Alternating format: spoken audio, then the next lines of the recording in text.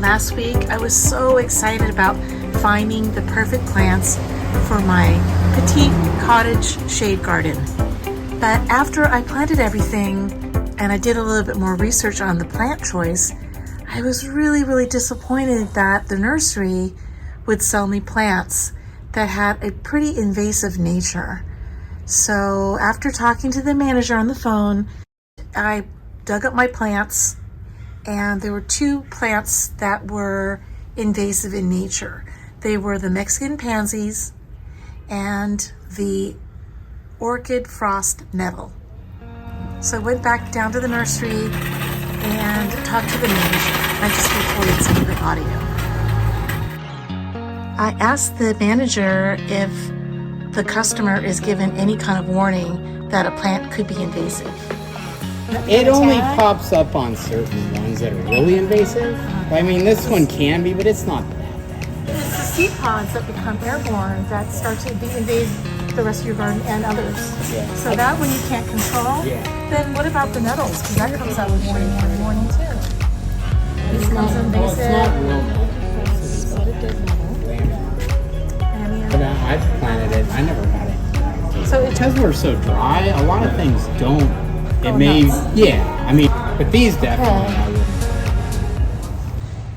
Okay, I just got back from the nursery. I felt like the manager explained really well the invasive nature of these two plants.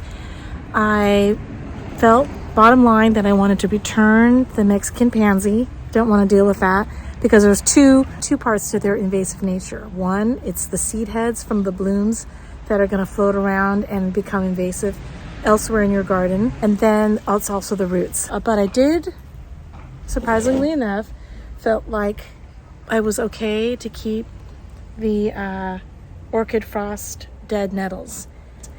And he was explaining to me that this particular, the orchid frost, is not invasive or that invasive in our area. I really hate seeing two holes in my cottage shade garden. So I'm gonna head to my favorite nursery in San Diego called Anderson's, and I'm gonna go there and see if I can find some flowering plants that will do well in half shade, half sun.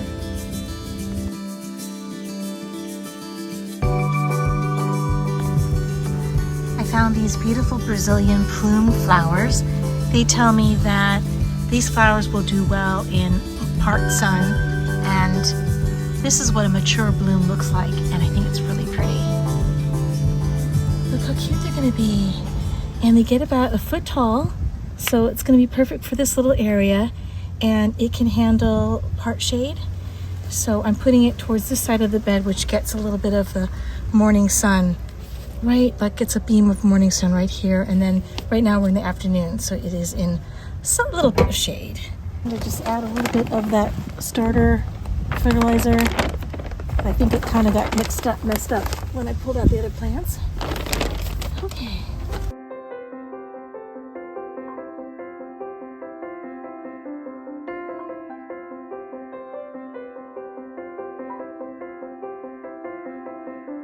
And already you can see a little bit of the pink is coming out. How cute is that? And then I didn't realize how much I'm loving these Japanese anemone, and I went to the nursery to see if they had any more, but not yet. Here's my burro's tail, which is looking so cute. This will give me a chance to prune some of the longer succulent pieces from my burro's tail. So it's growing quite lusciously, but it's getting a little lanky right here, which it tends to do. It's been years since I've repotted this. But now I'm not gonna do a formal repotting because these are so delicate. As soon as you just touch the burrow tails, these little pieces come off. So I'm just gonna pick a few that are really long, trim them up, and then put them back in a little bit shorter at the top. So just a little bit of a trim. I usually use a chopstick or something like an instrument that I can poke into the soil and then put my cut pieces back in. I'm gonna also amend the soil, give it a little fresh soil here and there. But again, just a little tiny refresh. Let the cut end callus naturally, like 24 hours, dry out a little bit before you plant them. And I'm just going to go ahead and put them back into my planter. I've been doing this for years. We have a pretty dry climate, and I won't water this plant for another week. So I should be okay. So I'm going to put it, I just planted something here. I'm going to put this one here. If you put it in direct sunlight, these start to burn. They start to pale out. So I'm in zone 10B. I'm better off putting this in part shade, which is what I'm doing in my little cottage garden. Okay, so let's give this guy a little bit of a haircut. Not too much, but again, some of these longer pieces I can shorten up. I can shorten up here and then bring them up a little bit. But I don't want to do too much because, again, these start to fall off. Okay, so.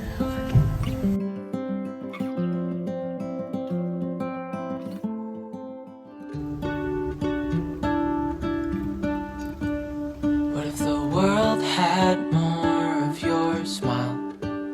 What if the wind could spread your love?